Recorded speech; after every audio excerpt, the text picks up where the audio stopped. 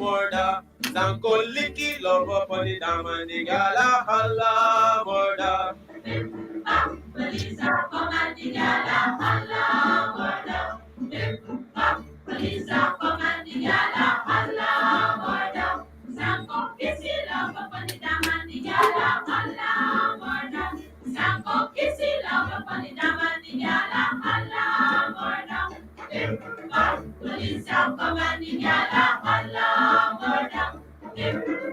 Police are come and the gala holla murder. Sanko boy, you better run. Sanko boy, police are come. Sanko boy, you better run. Sanko boy, policeman are come. Sanko chase the love up on the dam and the gala holla murder. Sanko chase the love up on the dam and the gala holla murder. Police are come and the gala holla murder. Police are come and the gala holla murder. Sanko catchy love up on the dam and the gala holla murder. Sanko catchy love up on the dam and the gala holla murder. Police are come and the gala holla murder. Police are come and the gala holla murder. Sanko boy, you better run. Sanko boy, police are come. Sanko boy, you better run. Sanko boy, policeman are come. Sanko squeeze the love up on the dam and the gala holla murder. Sanko squeeze the love up on the dam and the gala holla murder.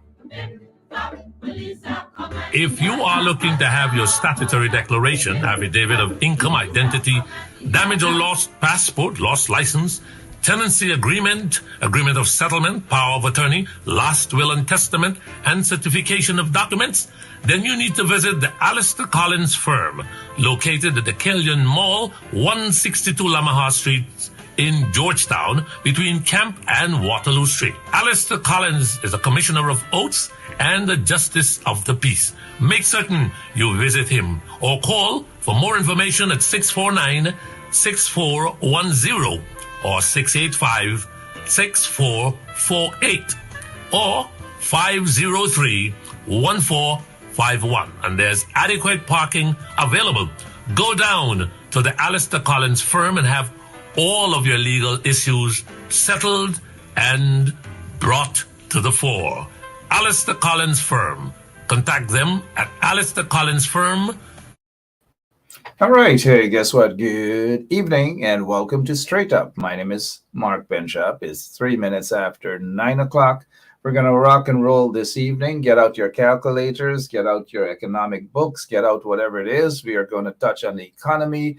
We are going to do some calculations and some good math, mind you, because, you know, that's what we do here on 107.1 FM. We don't miscalculate. We don't, we just do the good math here, the economics and everything. We do it right here. You may head over.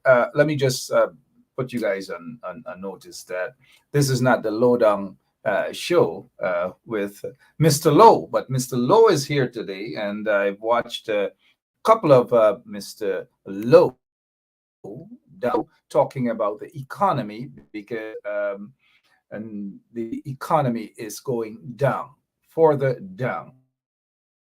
And I know that's what Mr. Low intended when he started his show. I believe it is the Lowdown. He'll correct me when he gets on. Mr. Elson Low is with us this evening. We are going to touch on the economy and lots of other things we will touch on.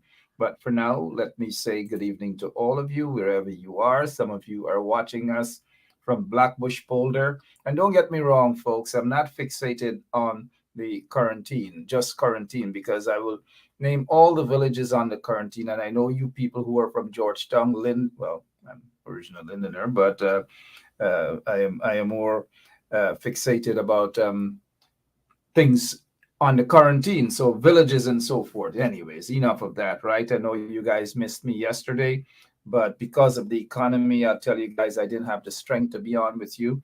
Bora price gone up, everything gone up, so I just didn't have the strength to do the show with you. And plus, it is not cheap to catch a bus to come to the studio, so I because of the economy. Again, I didn't get the transportation, so I missed the bus. The bus is only 60 Guyana dollars, but I missed the bus, all because of this fraudulent regime and this voodoo sort of politics and voodoo economics and all manner of things. They're just mismanaging the entire country, and every day they're spending, wasting billions upon billions of dollars. Mr. Lowe is going to break things down for you because you guys know that that's not my area. I'm not going to lie. I wouldn't be like some other folks who would pretend that that's their area. But that is why we have the experts to deal with these matters. But quickly, before we get Mr. Lowe on, let me just have our operator. Where is Lemon? Lemon, can you ensure that Mr. Lowe is with us and he's not running? There he is. Mr. Lowe is with us. Mr. Lowe, good evening. How are you, sir? Good evening. Good evening. Good to be on. Good to be on after a little while.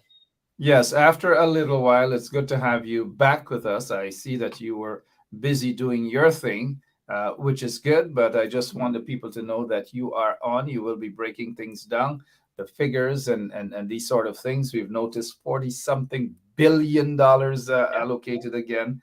I don't know what's going on, Mr. Lowe, but I want you to explain that and how that is bad for Guyana, bad for the economy, and bad economics, bad politics by the PPP, everything bad we will be talking about this evening. So we'll have Mr. Lowe back on with us just a couple of minutes just to get this thing out of the way. Look at this business. Andrew's Supermarket. It's going to be, again, look at it, and you've got to go out and support this business, whether you're in Guyana, whether you are outside of Guyana. Urge your people, urge your folks in Georgetown, and if they are in Georgetown visiting or whatever, let them stop by at Andrew's Supermarket. It's going to be, the new location will be on Robb Street, Andrew's Supermarket, where Nigel's Supermarket used to be. So Mr. Andrews, they are now setting up shop there, Andrew's Supermarket. Quickly before we go, get back Mr. Lowe with us. We have a lawyer in-house with us on 107.1 FM. And, a lot of you have been supporting her. We asked you go out and support, whether it's an immigration matter, whether you're cutting loose, meaning you're divorcing, whatever it is, criminal matters. Get in touch with her. Here is her information. And listen keenly so that you can jot her number and her address down. She's located in Brooklyn, New York. Hello, this is attorney Shellen Washington, owner and founder of the Washington Law Firm, located at 455 Utica Avenue in Brooklyn, New York. We're specialized in medical malpractice, personal injuries, matrimonial law, and landlord and tenant. If you're in need of legal representation, please give us a call today. The number to call is 718-877-3100. Consultation is free at no cost to you. So call us today to see if we can be of any assistance to your legal needs. Again, the phone number to call us is 718-877-3100. All right, quickly, we're back now with you guys. We want to rock and roll at tonight's show. I'll probably give you guys a little 5 minutes extra because I wasn't on last evening, but I will give you guys that extra time right here on 107.1 FM. Spread the word that I'm on. I'm live this evening. Quickly, I want to deal with this here. We have sheep in Guyana.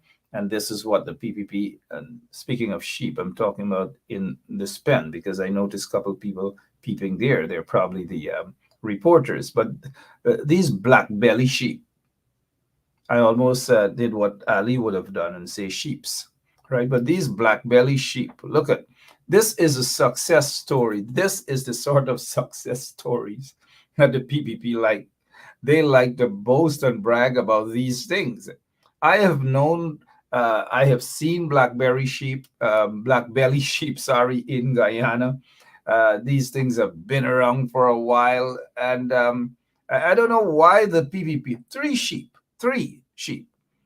could possibly be, I don't know, but it's a coincidence. Three sheep, black belly sheep. Sorry, I don't know. The operator is messing up here again. We're talking about sheep, right? But then again, you never know. But let's get back to the black belly sheep. One could be Irfan. One could be, well, there are actually four of them right there. So our operator was correct, right? Four black belly sheep. And we know the names. Just take a look on the screen. We can just assume the names of these black belly sheep, right? So this is their success story. Four black belly sheep. One gonna go at Freedom House, one gonna go at Office of the President, one gonna go at State House, and the other one going at Pradoville. This, just imagine, this is a success story. This black belly, from black belly sheep, then you get catfish. That's all success story. Maybe that's why they love this whole thing, one Guyana. But look, something came to mind the other day. One China, one Guyana. One China, read between the line. And we're kind of like playing the streetcar thing here. One China, one Guyana. You one China, one Guyana. It rings a communist bell there to me, right? And Irfan Ali didn't know, he doesn't know what he's doing. So there's one China and one Guyana. One China, one Guyana. They actually want us to get rid of this one people, one nation, one destiny because the PPP doesn't like it.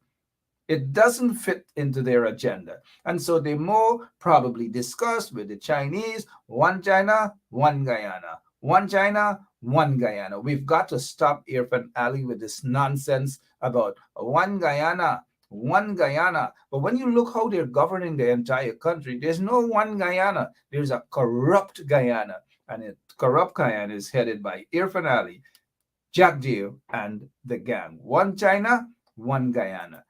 Black belly sheep, that's just their success story. And then quickly, look at this. Anil is complaining that every day they're being sued. Boo. You know, small is, we usually say these things, boo. In other words, it's good for him because in this life, and in Guyana, we know of it, we say it oftentimes, do for do, na obia. Because they feel that when they were in the opposition, every single thing they're suing about, right? Do for do, na obia. Take what y'all get. Good for y'all. And that money that y'all spending is not y'all money. It's taxpayers' money. Taxpayers want to see the right thing. And at least it's not wasted as how it's wasted on Polari and all manner of dotations that you guys wasting money, taxpayers' money throughout the country. Talk about wasting taxpayers' money. Look at Priya Manik Chan.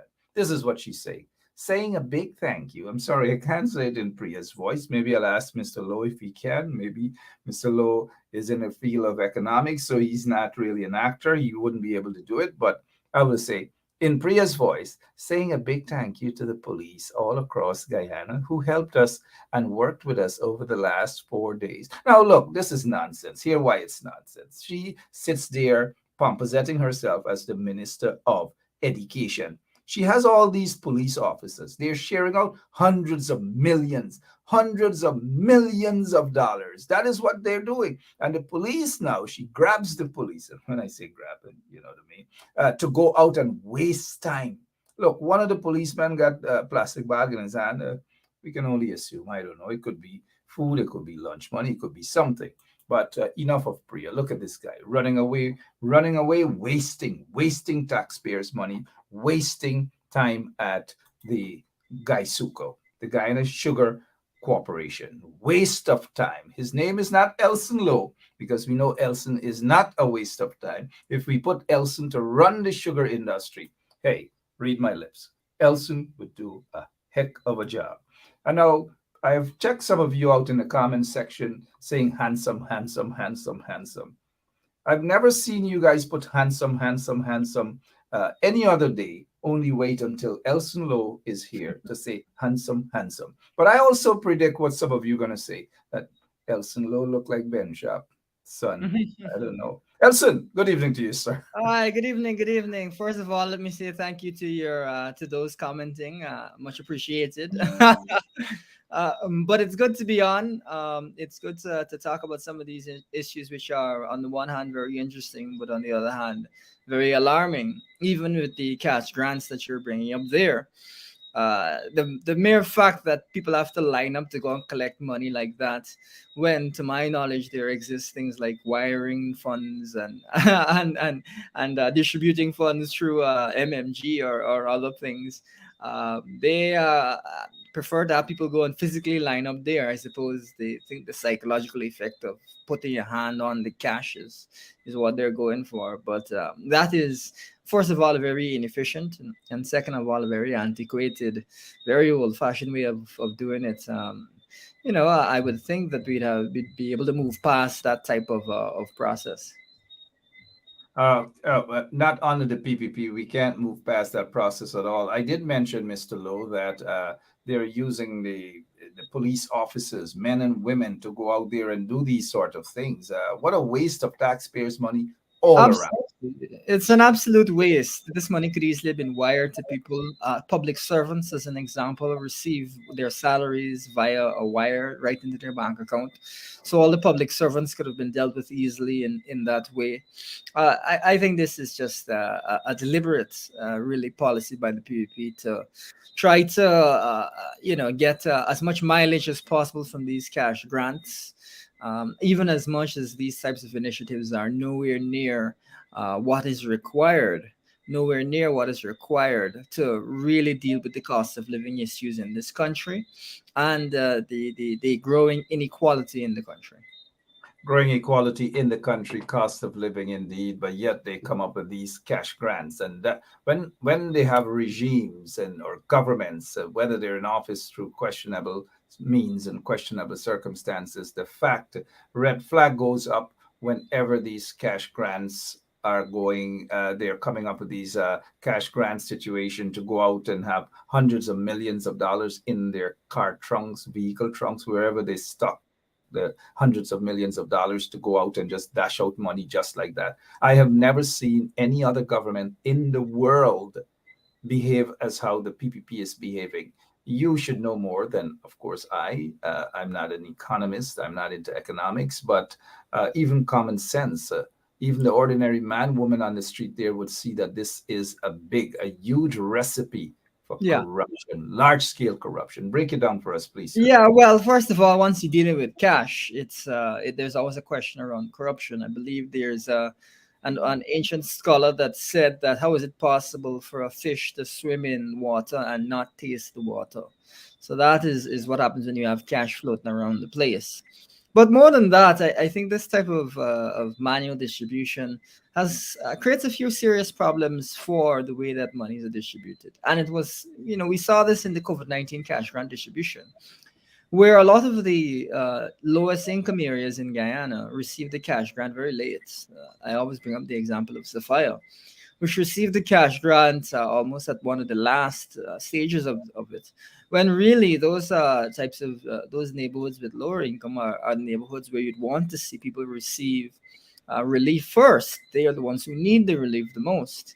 And you saw wealthy neighborhoods like Prashad, Nagar, and so on receiving their cash grants at about the same time as the less fortunate neighborhoods like in Sophia. So obviously that is not the way to conduct economic policy. Similarly, you would want to think that parents who are from lower income areas and so on would be able to receive the school grants first, rather than it just being on one day or a couple of days. They do all of this distribution. When you have a system where you wire money to people, when you have a system where you have a structure to your delivery, you can get those who need the money to receive it first. And that is what you see. I think in the States, those who receive the money first are those who had the lowest income and so on. That is the way that it needs to happen. But what we've seen with the PPP is when it comes to governance, and I wouldn't describe them as particularly interested in these types of good governance mechanisms. They're interested in working the politics of the thing, which is highly unfortunate. Now, that's one side of it. The other side of it is, even when they give out these types of grants, it's not enough to help people to deal with the very significant cost of living issues, cost of living problems, cost of living crisis that Guyanese face today. We are witnessing the highest rates of inflation, the greatest cost of living crisis that we have seen in decades. Internationally, we are seeing inflation at 40-year highs. And this means that the emphasis really needs to be on helping people to survive this cost of living crisis. Now there are countries that are doing things to assist their citizens. You have Barbados did some stuff. You have the US has done some stuff.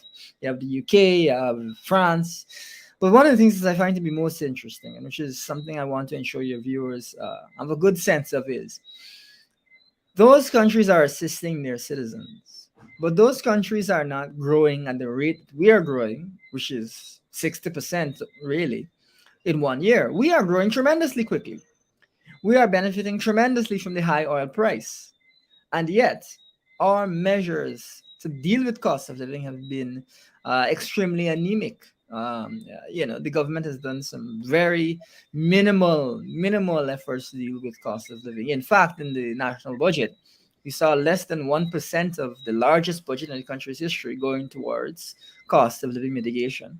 And now in this supplemental budget that's come out, you're seeing nothing there for cost of living mitigation.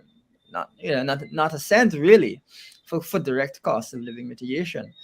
Rather, you're seeing more infrastructure works, you're seeing more money for Gaisuka and so on and so forth, but not anything to deal with the real issue of the day. And because they don't know how to deal with the real issues. You did say that places such as Prashad Nagar, Prashad Nagar these days got a variety of different people of economic status there. It's not because of Prashad Nagar that it's a wealthy. But I get your point that they should focus in areas that we have needy folks, whether it's Hugubak Dam or whether it's a fire, wherever it is. Well, you could do a survey of the areas that require the most assistance. You could even use something like But they don't do that. They just grab the hundreds of millions of dollars, as what we see Priya Manik Chan they do here. They just grab the money, throw it in the car trunk, it wherever they got to throw it, grab a couple of policemen, and look what they're doing there.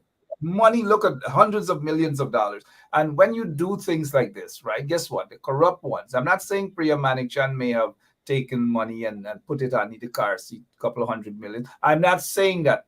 I'm just not going to say that at all. But people can do that because there's no way that you can have honesty with all that money there. Policeman might have walked away with 100,000.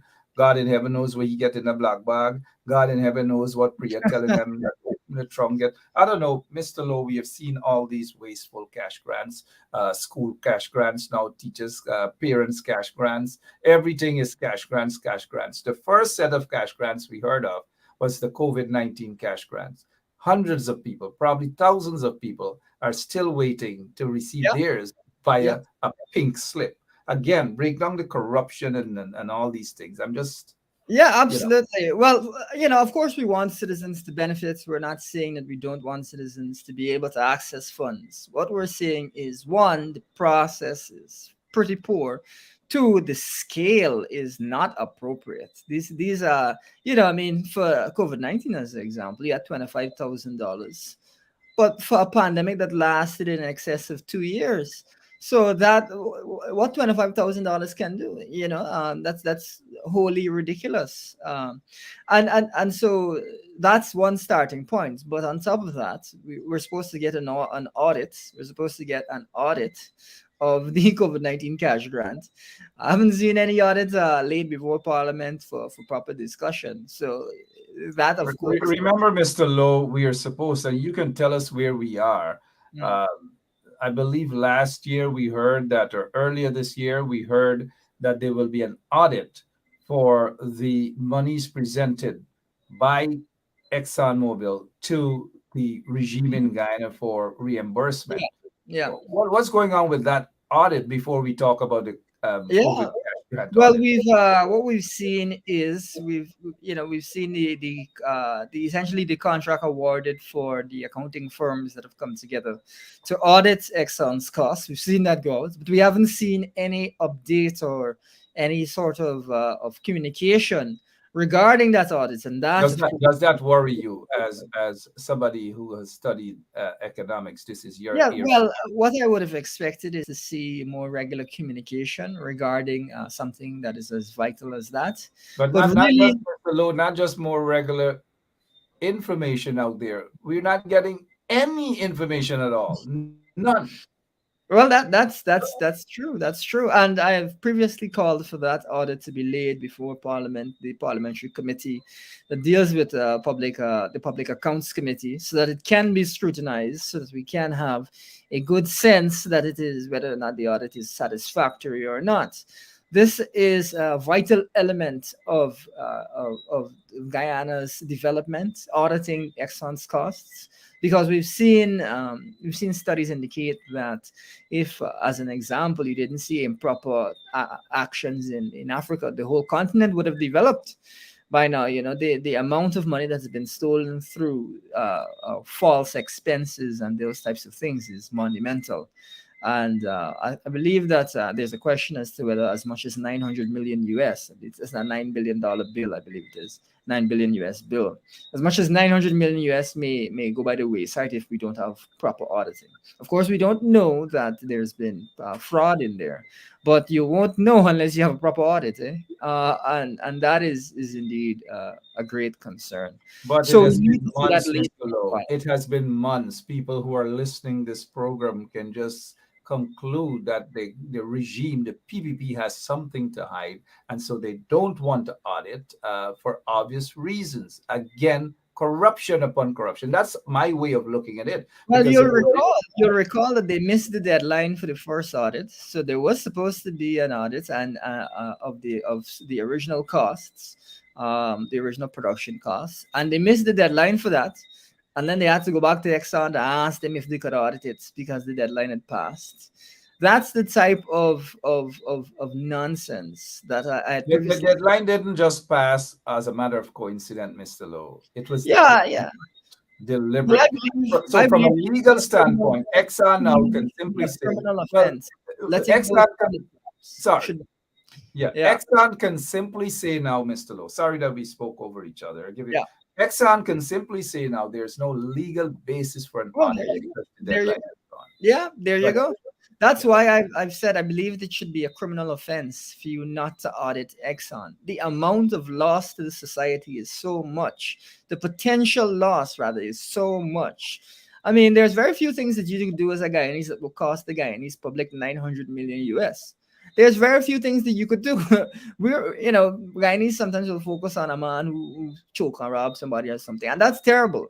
But you don't want to be choke and robbed of 900 million US, if you understand me. And they're choking and rob, the Ali administration choking and rob people every single day. Well, And I don't like know. I said, it should be a criminal offense to have those types of deadlines lapse without you auditing. It's too much money. It's not acceptable.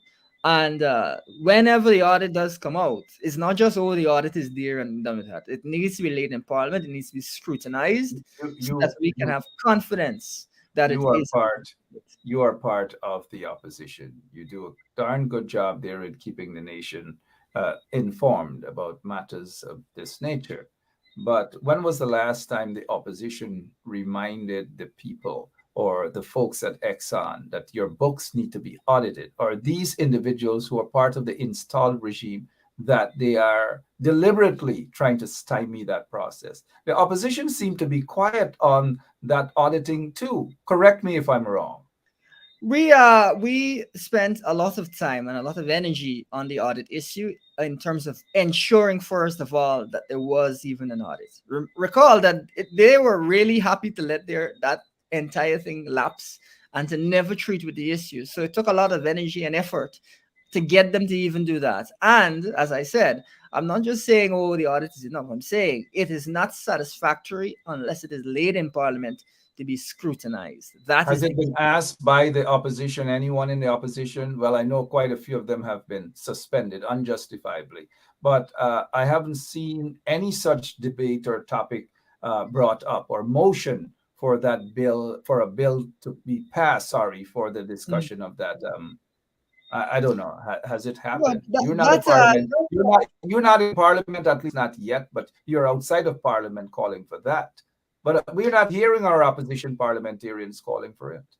I believe that some of the opposition MPs did join the chorus for it to be laid before the Public Accounts Committee. I believe MP Paul joined that call, as well as MP Ford at the time. So it is something that is on the opposition's mind. But that is one element of where we are concerned regarding the controls regarding the strength of the institutions in the country. Another is we've got the upcoming oil block auction, which is only a month away.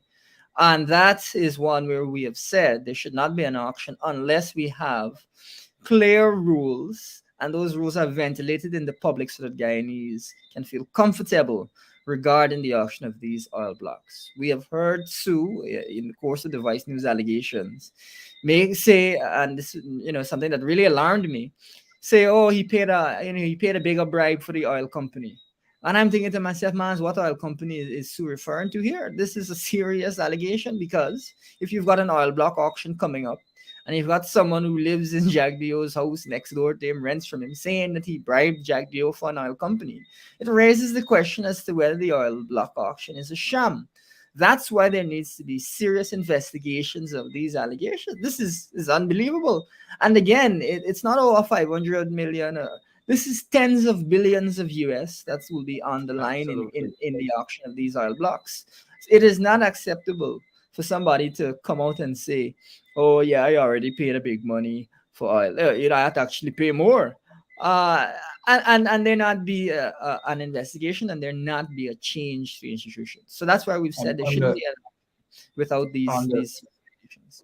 Under the PPP, Mr. Lowe, we all know there will not be any investigations for these things, none whatsoever. That is why we need a strong opposition, or a stronger opposition to these issues. And we need our parliamentarians to be proactive. They need to be aggressive in parliament. Some of them are, but the bulk of them ought to be. The bulk of them ought to wake up. Mr. Lowe, 4 members of that, there is a committee, I believe, to oversee the withdrawal of the oil money. Those folks have been very silent, but yet they have been signing off the release of hundreds of millions of dollars, sir. What is your take on that? That I've previously said that Natural Resources Fund Act, the amendments the PPP introduced, is an abomination, and it is an affront to the people of Guyana. That is what I think about that. That stripped all of the controls that were put in place in the Natural Resources Fund Act. The multiple layers of controls, whether it's representatives from the auditing community, representatives from the legal community, representatives of young people, representatives of women, all of that was stripped out of that particular bill, and now it's really an open season. It is not strong. And one of the things I like to remind people of is that Venezuela has a sovereign wealth fund. Is there anything in it? No. So just having a sovereign wealth fund is not enough. You need to have a robust structure, a robust institution. Otherwise, it's just a sovereign wealth fund, really. In name, it needs to be much more robust than it is. And as we talk about those MPs that were suspended, what were they suspended over? They're suspended over their actions to try to bring attention, to bring public attention to the passage of the abomination that is the Natural Resources Fund Act amendment. They were suspended on one of the most important issues that has really faced the Guyanese parliament, which is our legislation governing our oil monies. And so I applaud them, at least from that perspective, for being able to walk the walk as much as they talk the talk. It is going to be difficult for them, not receiving pay, whatnot. But they appreciated the importance of the issue. And many Guyanese, even in civil society, not opposition supporters or anything, called for a delay in the passage of that bill because of the lack of scrutiny. That is really, really concerning. But it is part of the broader trend of a lack of scrutiny. across many areas of governance in Guyana. Your viewers may recall it, the Public Procurement Commission, which is supposed to oversee the procurement contracts across the country. That commission was not put into place for 2 years, and even after they finally got the commissioners, it took months before they appointed the commissioners and swore them in. And I don't even think the secretariat is up and running quite yet. So that just gives you an idea that accountability and so on is not a part of the equation. And if you think to yourself, oh, well, it's just a one off, that same Public Procurement Commission, which is a constitutional commission to oversee government spending, is supposed to ensure that there's no corruption in government spending and help to improve that process. That commission was not put in place by PPP even in the 23 years when they were supposed to put it in place. The coalition had to get into government and then put in place the committee, despite the fact that it's a constitutional committee. The So I coalition think got that's into office, Mr. Lowe. The coalition got into office and implemented so many different things. The coalition got into office and changed so many things for the betterment of all Guyanese, because for 23 years the PPP couldn't do it. For 23 years the PPP weren't concerned about cash grants and all manner of things. The cash grants and the house lots went to their friends and cronies and everybody. But suddenly they're coming and giving this impression, this false impression about they care. Priya Manikchan care about teachers. When was the last time they, for 23 years, raised teacher salaries, public servant salaries? When was the last time they were concerned for 23 years, even when Priya Manikchan, for the latter part of Ramutar's presidency, that Priya Manikchan was the Minister of Health? They did absolutely nothing. She did absolutely nothing. It was the coalition that got into office that offered free school buses, free boats, bicycles, breakfast, and all these manner of things to school children. And it assisted in saving thousands of parents thousands of dollars. So this one-off cash grant situation is not going to fix the problem. They don't have the solution. They're basically faking it and they're fooling the people. But the people's eyes are open now. You mentioned the Natural Resources Fund and the fact that it's riddled with corruption. It snatched away transparency as what the coalition government had implemented. But what was a bit heartbreaking is when names such as yours was actually put up, and I don't know, the opposition, the APNU and the PNC and other smaller parties decided that they are going to have their candidates up there, or they're not going to support that. Unfortunately, we see a little bit of conflict there within the coalition because the AFC supported it. The AFC supported the members now. And the members that the AFC supported are all quiet.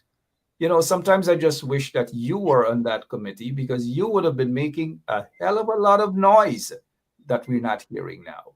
Yeah, well, How unhealthy is that for democracy and transparency? the PPP doesn't want me on the Natural Resources Fund on any of those boards because I know what questions to ask. That's why they don't want me there. Having worked at SARA as an investigator, having done research on oil and gas issues for many years, with my background as an investment banker, I know what questions to ask. They don't want somebody there who's going to know what questions to ask. That's what I think the PPP. So you don't identify any of the individuals there who may ask questions, who are competent. They may be competent, but because they may be competent, but they have their tails between their legs. I think that they are competent professionals. Yeah. But a lot of them, I don't know that their experience was particularly relevant to oil and gas and these types of matters and complex finance matters.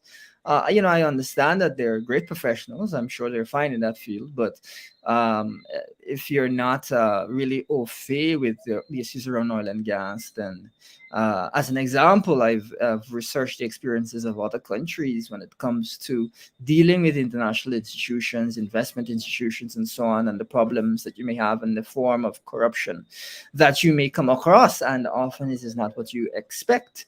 A classic one is that companies that want to invest your sovereign wealth fund will offer your children internships at their company, and you'll be able to get huge benefits, huge financial benefits from that. So, are they aware? Are they aware that that is a way that people might be trying to get at them? Like I said, that's something that I'd be clear on from the get go, because it has happened in other countries. And even if your viewers, if they enjoy movies, this is actually what was in The Wolf of Wall Street. That's how the guy tried to bribe a federal official, is by offering his son an internship at a job where you could make lots of money. So there are subtle and clever ways that are specific to this type of industry. And so, yes, let's say you have experience in another area, that doesn't mean that you have the appropriate experience. So while you may be a great professional, I just don't know that that's the best forum for you to exercise your professional skills.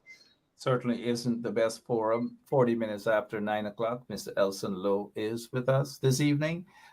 Massive corruption in Guyana. We're seeing it every single day. Mr. Lowe also made mention of the members of parliament who were suspended and the fact that they are without a salary now.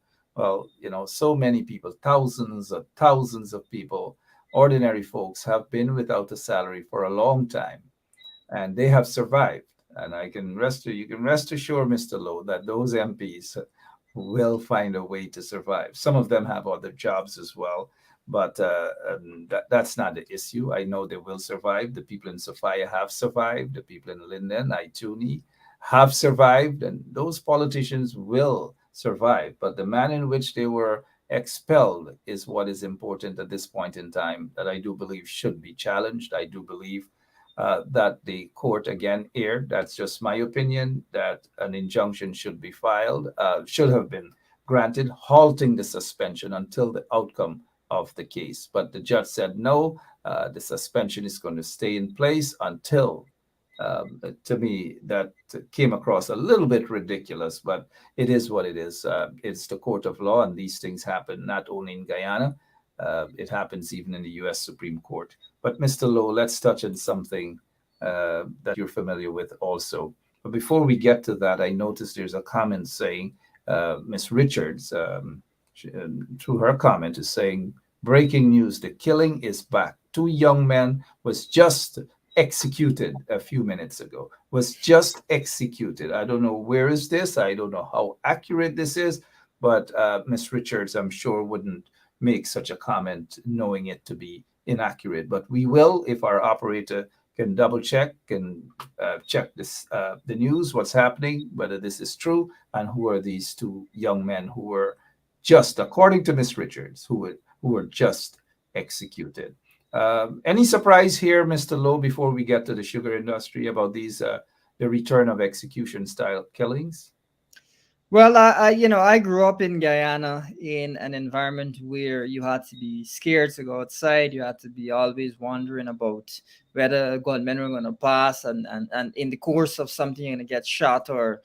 And I remember my parents even being concerned about me going out for a run and so on and so forth. So it is really concerning to see that once again on the PPP there are these questions being raised. And one of the things that I think is pretty clear is that the PPP is not in any way different than it was before in the 23 years. It's the same party. Many of the same actors are there in various capacities. So should we expect anything different from a party that's the same as it was before? I don't know that is that is what we should anticipate. So it's unfortunate, and it is something that we'll have to continue to press against. It's something that we'll have to continue to raise so that there's public awareness around these issues, and so that they understand the severity, the consequences that come from abusing the law, whether that is through court cases, whether that is through citizens protesting peacefully.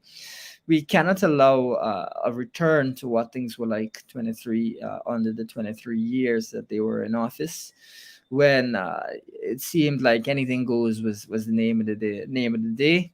And of course, part of the whole extrajudicial killing scenarios, part of that whole time period was the question of drugs, and whether Guyana was a massive drug transport drug hub in the as the narcotics made their way to the US. So That's something we're seeing again. I believe there was another massive drug bust recently internationally, and we've seen some of the largest ones on record with ships that pass through Guyana. So there's a question as to whether they were loaded with the drugs right here in Guyana. That's a question indeed. There are these planes hopping by with cocaine, tons and tons of cocaine. Foreigners are being arrested, pilot arrested, just two charged, no further investigation as to, these pilots are, whether they're Colombians or Venezuelans or Brazilian pilots, flying those planes and dropping cocaine in Guyana. They're not operating. They're going to meet someone. So the question is, who were they going to meet? Why are they in Guyana? Who were they going to meet? And you can't tell me that the police investigators do not know. They know, but they just have been turning a blind eye to those big drug traffickers. But look who they're going to not turn a blind eye to. I just got this in the news. These guys, Andre Clark and Dion Bascom, whoever they are. But look, the issue here is police investigators, and this here, Mr. Lowe, police investigator. One of them is a police investigator, okay? Known drug trafficker arrested with over 3 pounds of cocaine. A police investigator and a known drug trafficker. That is what the police is saying. So you see what's going on here. Police investigator and a known drug trafficker. But I'm sure that whichever one the alleged drug trafficker here, whoever this alleged drug trafficker is a small fry compared to the big drug lords that the police hierarchy know, those who are part of the hierarchy of the installed regime. They know who the big drug traffickers are. Some of them are part of the private sector commission and whatever other commissions and so forth. And the police turn a blind eye. The regime turns a blind eye. But these little small fish, they look known drug trafficker, police investigator, police and thief. This is what's happening here. It could be, I don't know. They're just allegations. But are you surprised, though, Mr. Lowe, at these sort of headlines that we're seeing, especially a police investigator and a known drug trafficker got caught? Well, what I would say is that it is especially alarming to see a policeman and then an investigator with these types of allegations against him. Of course, we'll have to see whether or not he's convicted. But what it will do is it will lower the confidence people have in the system, or perhaps perpetuate the lack of confidence that people have in the police force as an institution, which is of course very unfortunate and will make citizens less likely to want to cooperate with them and to follow the law themselves. There's literature which indicates that corruption can be worse when you have even government officials engaging in corruption, because people say to themselves, well, if the government officials are engaging in corruption, then there's nothing wrong, and what's the big deal about me engaging in corruption at a lower level? That is how you have an entire system, an entire society that ends up engaging in a lot of corruption, or many people in the society engaging in a lot of corruption. It's when they see examples from the highest levels where there is corruption or alleged corruption and nothing is done. As we're talking about this, just to give your viewers some more concrete understanding of it, there's a permanent secretary that from the Ministry of Amerindian Affairs, where there was an allegation that she was engaged in corruption. Right in her office, she received marked bills from a police sting regarding a bribe for a contract. I haven't heard anything about that case lately. I recall it bouncing between the DPP and the police and back and forth about 4 times. And since then, I have not heard anything about that case. Now, it could be that she's not engaged in corruption. It could be that she that maybe the bills fell into her hand on accident, and I don't know. There could be some explanation. That's a kind of accident, though, Mr. Lowe. A lot of us would love to stumble upon, because, for example, as soon as I leave the studio here, rushing into the train, because I take the train and minibuses now, and I hit my big toe. Well, Guyanese have a different interpretation when you stump your toe. But in the process of stumping my toe, I wish couple, I don't know, bags of money, just like what we were told happened at Yeah, PS at the Ministry of Interior. maybe Maybe a the lamp person or was in her office counting the in her money and he pocket. tripped and the money fell into her hand, and that's how she ended up having these marked bills that the police had given the guy to give to her. Yeah, Maybe that's what happened. But yeah, my but we point have being, been hearing, we have been he- but before you get to your other point, though, yeah, Mr. Lowe, we have been hearing several versions to that story that she was set up, and I don't put things past certain people there at the Ministry of Indigenous Affairs, because isn't it the person who sits there as minister took a couple million Guyanese dollars to go and fix your teeth, 5 million, 8 million, $10 million to fix your teeth and put all kind of thing on it. I don't put anything past these people as setting people up too. But go ahead, sir. Sorry. well, I don't know, but even in the case of a setup, you still have to accept the cash, right? So that doesn't absolve you in any way if No, the because allegation. you could be set up without even knowing that you've been set up, and without anything, anybody can set you up. Look, I have been set up. Call if you're in Linden, just stop by and ask how I have been set up. But go ahead, sir. Continue. Well, my point being really, ultimately, we need to see the legal system work when it comes to allegations of corruption. And to my knowledge, there aren't any senior politicians that have been jailed over corruption at all. So that to me, unless we don't have corruption in Guyana, indicates that there's something wrong with the system. Maybe there's never been an instance of corruption in the country, but I would There find are a that to couple be of people who were jailed in terms of corruption. Couple of people under the coalition who were jailed. There was one that sat there at the office of the president during the coalition time. He was the whatever title he held, Mhm. but he was caught with over 100 and something million dollars, I believe. I could be wrong about the amount, but he said he was selling phone phone cards. cards, phone cards. Good. Yeah. Well, my point being, I don't know, man, but people across need to start administration, going to jail. yeah, across administrations, there's no way that no one has ever committed corruption. We need to see those who engage in these types of things dealt with accordingly, so that the society can benefit.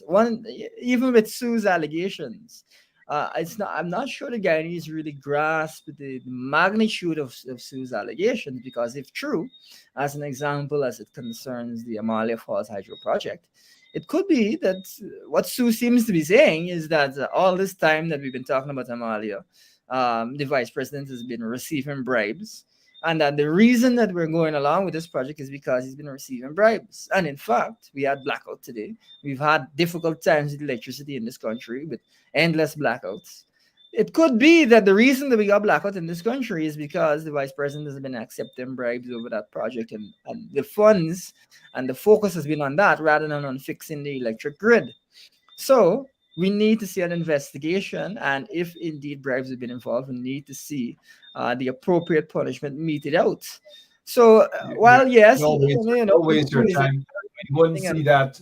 We wouldn't see that under the PPP at we all. wouldn't see that We under were them. We wouldn't see that we under them. were hoping to see a lot of those under the coalition. Otherwise, Camp Street Prison would have been filled with a lot of these vagabonds who claim to be back in office, presenting themselves as leaders. But then again, that's what it is. More of the list of persons who were alleged to have been caught with what is it, cocaine. One of them happens to be a police sergeant at CID headquarters. And if I'm correct, that sergeant is Andre Clark. If I'm correct, he looked like a policeman that goes out and investigates stuff and charge people and so forth. But look at what's happening here now. They're going after these individuals to make it appear, because remember, Anil sat with the FBI. The FBI said, you got to do more with drugs. You got to give us some of those drug lords. But look what Anil and his gang, they're basically rounding up these individuals. And these are probably not even drug dealers. They're probably, and even if they do sell, some of them do sell. It's nothing compared to what the major drug lords do and the damage they do to that country. But you see the kind of people, and I repeat, you see the kind of people they're rounding up. But Mr. Lowe, enough of this for now.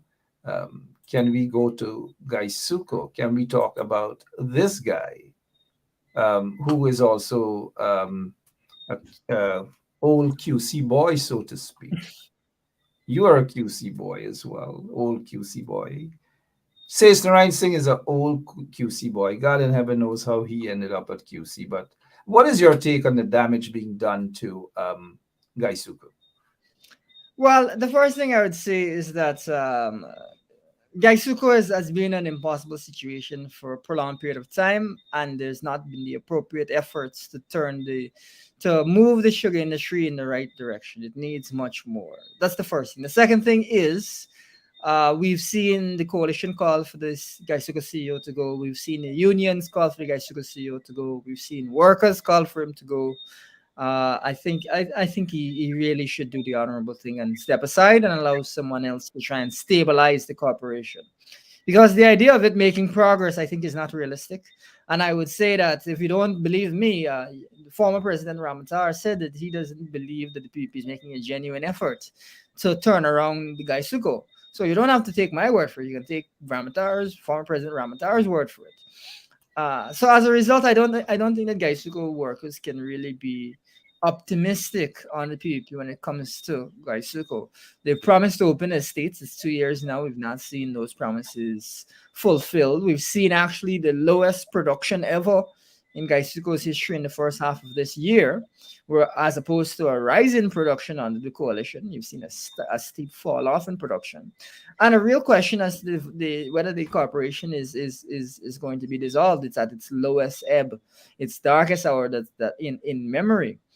So I think that new blood is needed. There's also allegations of corruption and so on regarding the procurement of various goods, tractors, I believe it is, in Gaisuko, that need to be investigated. But really, from the coalition perspective, we've called for training. We've called for Gaisuko workers to be migrated to the oil and gas industry. I myself have said that I would rename Gaisuko the Guyana Oil and Gas Training Center. I think we need to move away from the idea of just doing sugar and sugar being a sugar-based economy. I think that we need to get Gaisuko workers into higher-paying jobs in the oil and gas industry, whether it's in machining, whether it's in welding, these types of areas. But also just in staffing the shore bases, which there will be many shore bases. There will be, I believe, 8 in the Demerara River by itself. So there will be several shore bases. So we need to refocus Gaisuko workers there because that's where the employment needs are. However, in addition to that, I can tell you that the coalition will have ambitious and robust plans regarding what we're going to do to ensure Gaisuko staff going forward will live comfortably with solid jobs that allow them to be in the interest, productively engaged in the interest of the nation. Right now, what's going on is really unfortunate, and what we've seen is a real shortage of sugar as a result of this entire situation. I even had to purchase some sugar today, and I couldn't put my hands on brown sugar, the local brown sugar. So that is in a country that's producing sugar, in a country that's spent, I think, like $50-60 billion on Gaisuko in the past few years. The past several years, that is ridiculous. It's ridiculous that you can't get sugar. It makes it seem that all the money that we spent was wasted. The fact that you can't get sugar and the sugar industry has not been able to turn around. Even is exactly, Mr. Lowe. This was before your time when they accused Burnham of banning whatever. Still inaccurate information about Burnham banning anything. In fact, President Burnham restricted certain items because of that situation at that time during the Cold War era. But a lot of our Trench Grapple listeners wouldn't understand that because they just refuse to read. And during those days when certain items were restricted, a lot of these PPP supporters should know that then opposition leader, Mr. Dr. Chetty Jagan, that is, he agreed with Burnham. In fact, he signed an agreement with President Forbes Burnham at that time. And every single thing that that Mr. Burnham restricted had the blessings of then opposition leader Chetty Jagan. Chetty Jagan offered critical support, as they would say at that time, critical support to the PNC. And I say all of this to say that our listeners, some of them who are PPP supporters, and especially the PPP supporters, have to understand their history. But in 2022, this is what we're seeing. 2022, not 1985 or 1982 or whatever, Mr. Lowe. You weren't around then, no fault of yours. But this is 2022.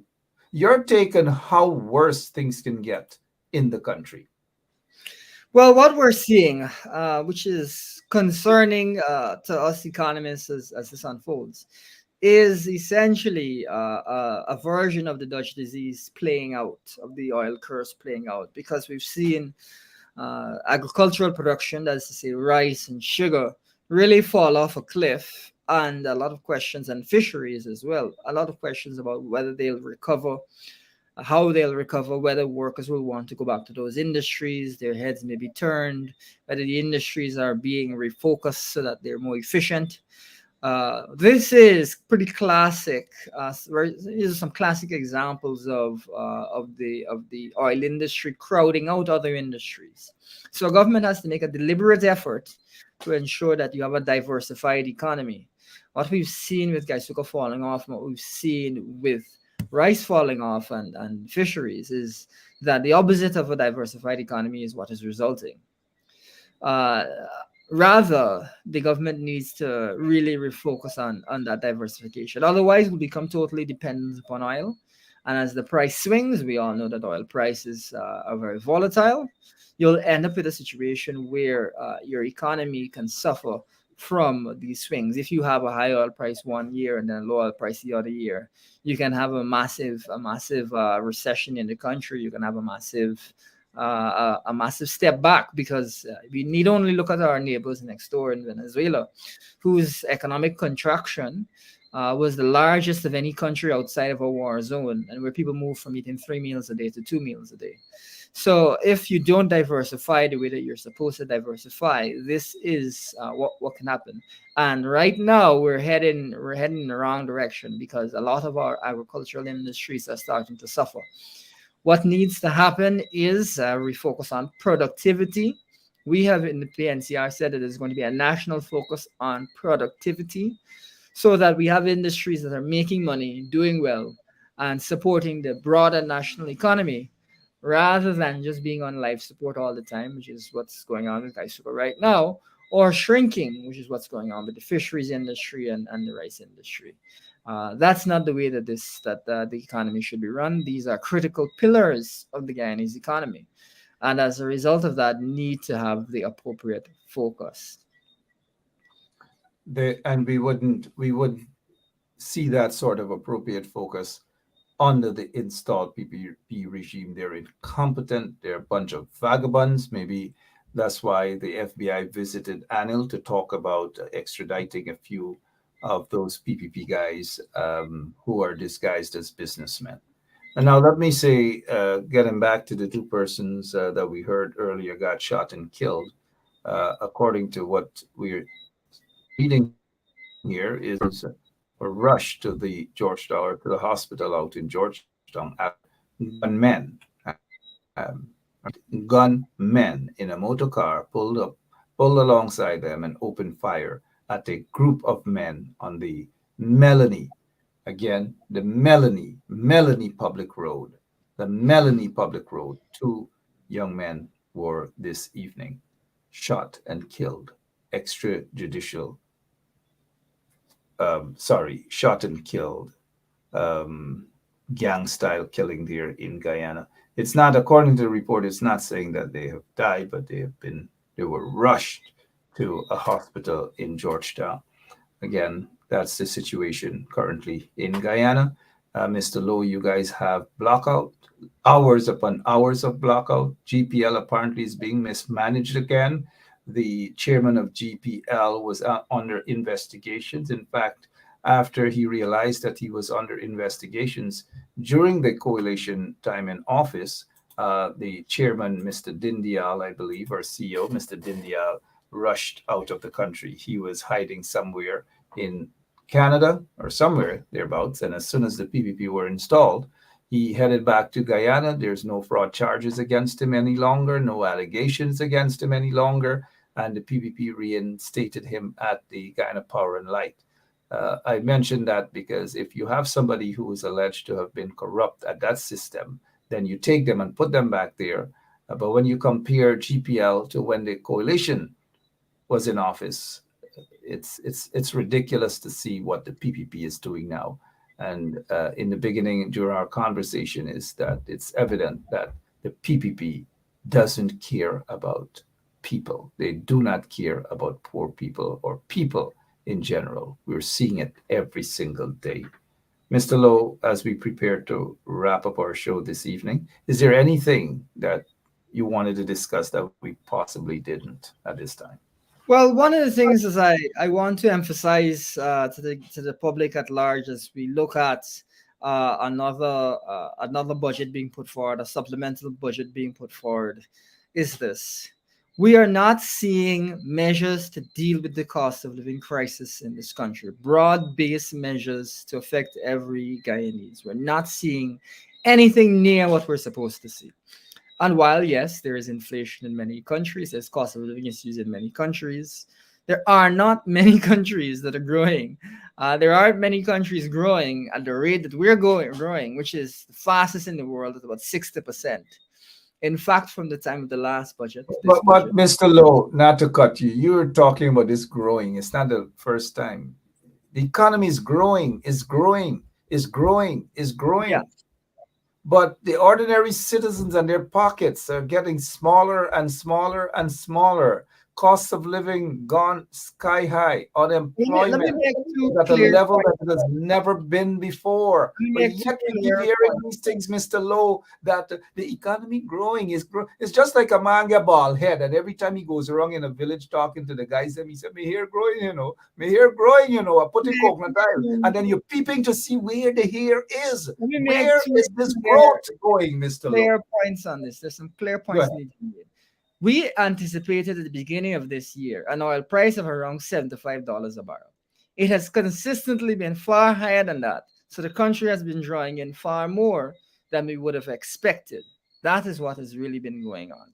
Now, given that the country is drawing in far more than we even expected, we needed to see redistribution of that to help to deal with the cost of living crisis.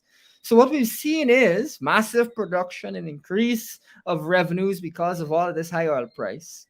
But the benefits are not being redistributed in such a way that will ease Guyanese. So yes, the country is growing. Yes, more money is coming in, but it's not going to the people. And that is really one core issue. The second is the PPP is not committed, not indicated that combating inequality is in any way a policy priority for them. Now, that doesn't mean that their inequality somehow has stopped and ground to a halt. What it means is that they just don't care about inequality. And as much fast as the country grows, you're going to see various assets, whether it's real estate, whether it's stock, whether it's businesses, making a lot more money.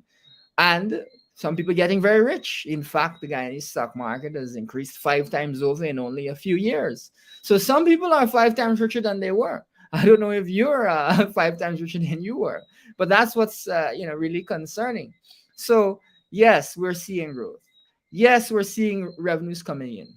But the point is, we have to see these benefits reach the citizenry. And if the government makes a deliberate choice, which is what they're doing, if they make a deliberate choice not to give people what it is that they really need, then we have to call them out for that.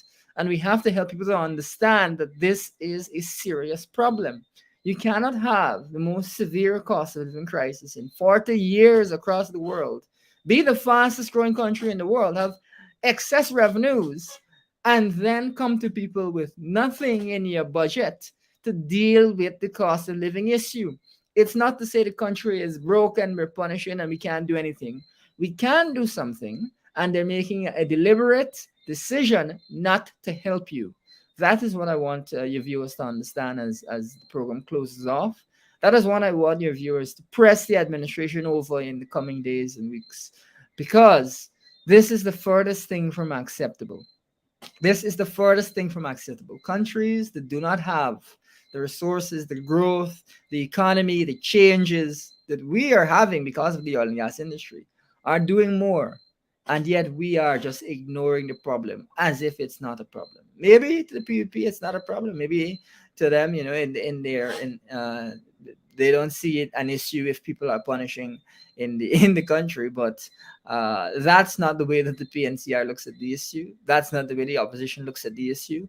And we are incredibly concerned, and we will continue to speak out around the unequal distribution of resources, where only those who have friends and family are where friends and family are benefiting, but not the average citizen from this tremendous moment in Guyana's history.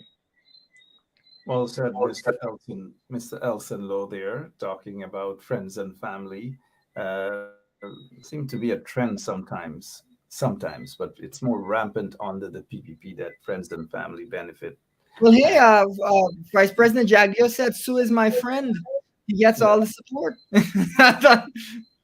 Yeah, well, I don't know, but you say he's VP, and I say that he is just a gangster in there to hustle the Guyanese people again. All of them are gangsters. Mr. Lowe, you do have your own show. It's called A Lowdown. The Lowdown? Can you give us can you give our listeners an idea as to what times you're on and where they can catch you?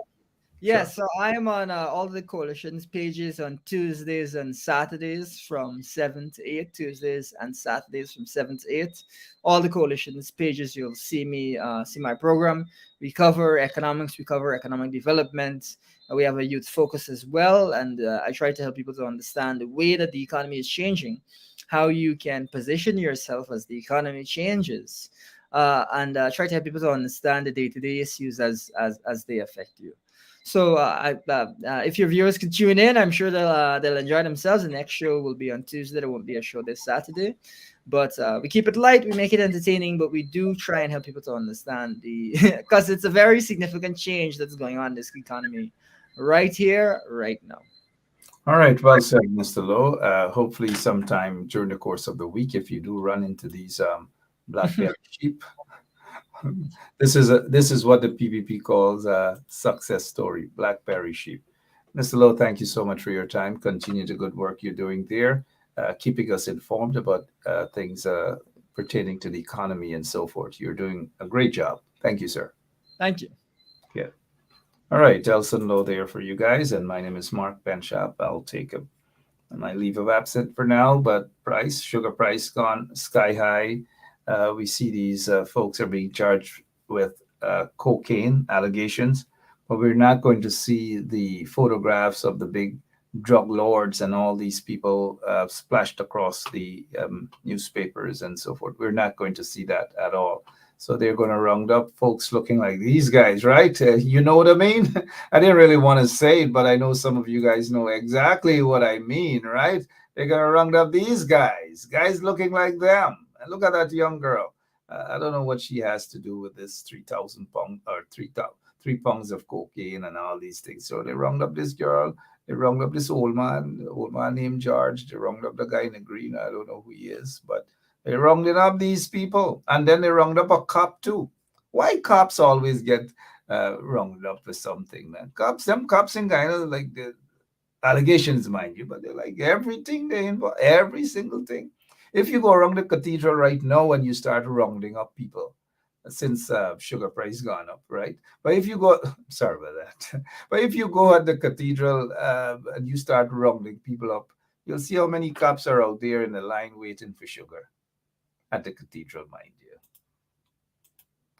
At the cathedral waiting for sugar, lining up, waiting for sugar. So the point I'm making is not about the lines at the cathedral and sugar, but the fact that cops are in everything, in every teacup, in every pond, The cops are there, man, in their numbers too.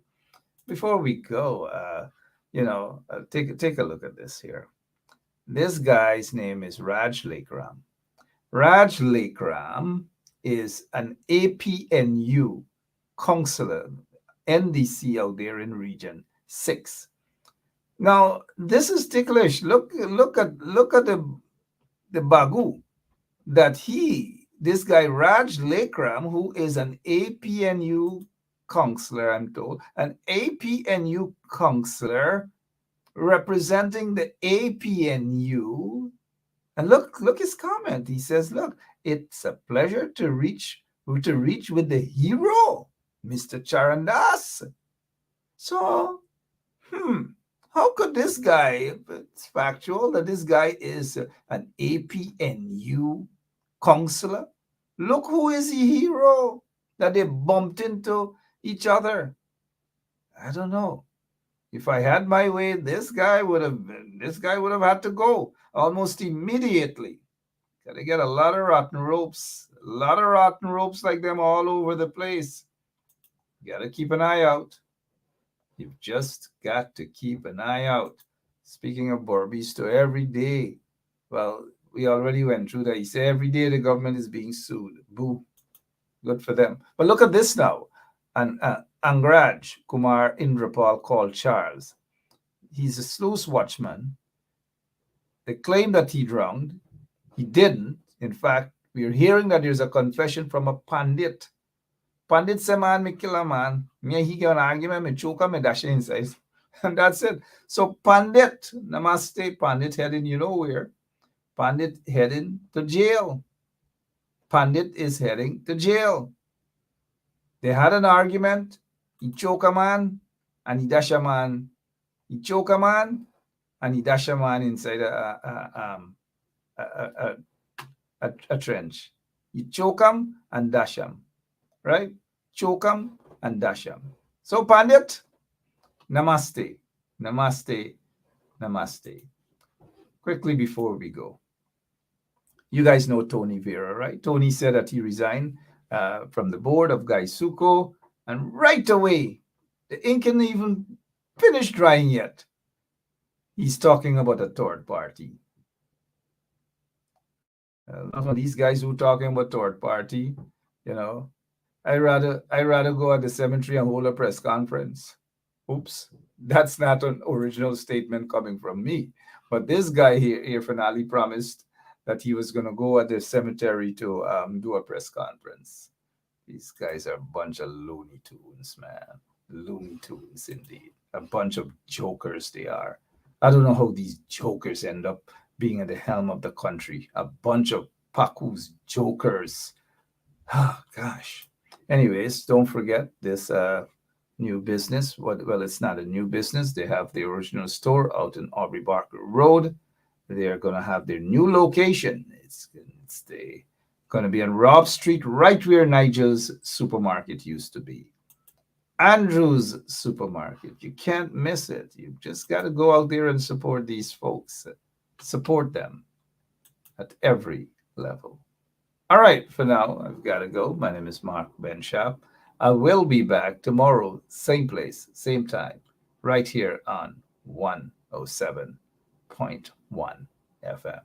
And listen out to what this lawyer has to say. If you have any matter, whether it's immigration matter, whether you want to call it quits and walk through the door, or you know what they call that, a divorce, then give her a buzz as well. Criminal matters, give her a call as well. Listen to her information. And I'll see you guys tomorrow. Stay safe. So, this is attorney Shellen Washington, owner and founder of the Washington Law Firm, located at 455 Utica Avenue in Brooklyn, New York. We're specialized in medical malpractice, personal injuries, matrimonial law, and landlord and tenant. If you're in need of legal representation, please give us a call today. The number to call is 718-877-3100. Consultation is free at no cost to you. So call us today to see if we can be of any assistance to your legal needs. Again, the phone number to call us is 718-877-3100. 3100.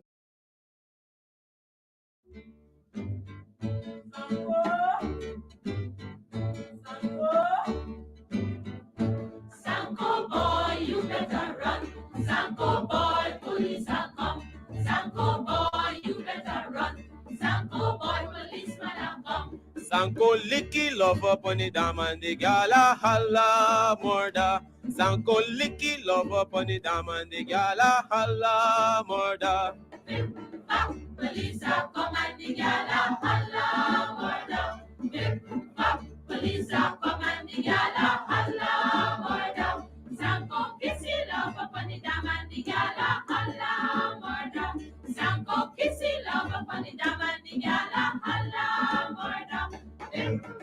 Police are come and the gala holla murder. Police are come and the gala holla murder. Sanko boy, you better run. Sanko boy, police are come. Sanko boy, you better run. Sanko boy, policeman are come. Sanko chase the love upon the dam and the gala holla murder. Sanko chase the love upon the dam and the gala holla murder. Police are come and the gala holla murder. Police are come and the gala holla murder. Sanko catchy love upon the dam and the gala holla murder. Sanko catchy love upon the dam and the gala holla murder. Police are come and the gala holla murder. Police are come and the gala holla murder. Sanko boy, you better run. Sanko boy, police are come. Sanko boy, you better run. Sanko boy, policeman are come. Sanko squeeze the love up on the dam and the gala holla murder. Sanko squeeze the love up on the dam and the gala holla murder. Police are come and the gala holla murder. Police are come and the gala. The gala holla murder. Sanko licky love up on the dam and the gala holla murder. Police are come and the gala holla murder. Police are come and the gala holla murder. Sanko kissy love upon the dam and the gala holla murder.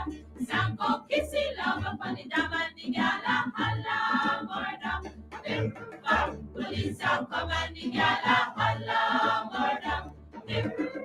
Police are come and the gala holla murder. Sanko boy, you better run. Sanko boy, police are come. Sanko boy, you better run. Sanko boy, policeman are come. Sanko chase the love upon the dam and the gala holla murder. Sanko chase the love upon the dam and the gala holla murder. Police are come and the gala holla murder. Police are come and the gala holla murder. Sanko catchy love upon the dam and the gala holla murder.